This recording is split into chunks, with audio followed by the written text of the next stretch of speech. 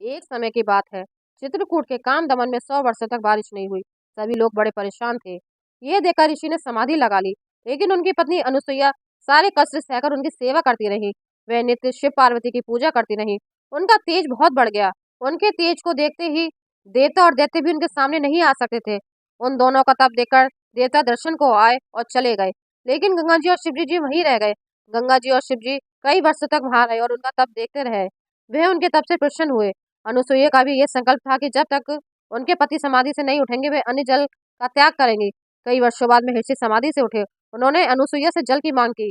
अनुसुईया ने सोचा कहाँ से जल लाकर अपने पति की प्यास बुझाएं और उनको संतुष्ट करें। उसी समय गंगा ने उन्हें दर्शन दिए और अनुसुईया से पूछा, हे देवी, तुमको क्या चाहिए, मुझे बताओ। अनुसुईया जी ने अपना परिचय दिया और गंगा जी से पूछा कि आप इस घने जंगल में कोई आता जाता नहीं है, आप कौन है। परिचय पाने पर अनुसुईया ने गंगा जी से जल की मांग की। गंगा जी ने अनुसुईया से गड्ढा खोदने को कहा। गंगा जी उस गड्ढे में उतरकर जल रूप हो गई। अनुसुईया जी जल लेकर जाने लगे और बोली कि जब तक मैं ना आऊं आप वापस नहीं जाना। अत्रि मुनि ने जब वह जल पिया तो वह जल पीकर तृप्त हो गए।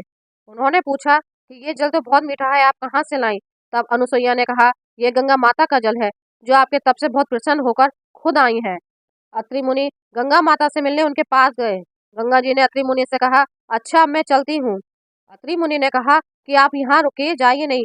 गंगा जी ने कहा, अगर तुम 1 वर्ष का पुण्य मुझे दे दो तो मैं यहीं रहूंगी। सुइया और अत्रि मुनि ने ऐसा ही किया। अपने 1 वर्ष का पुण्य गंगा जी को दे दिया। तभी से गंगा जी वहां मंदाकिनी नदी के नाम से विख्यात हुई।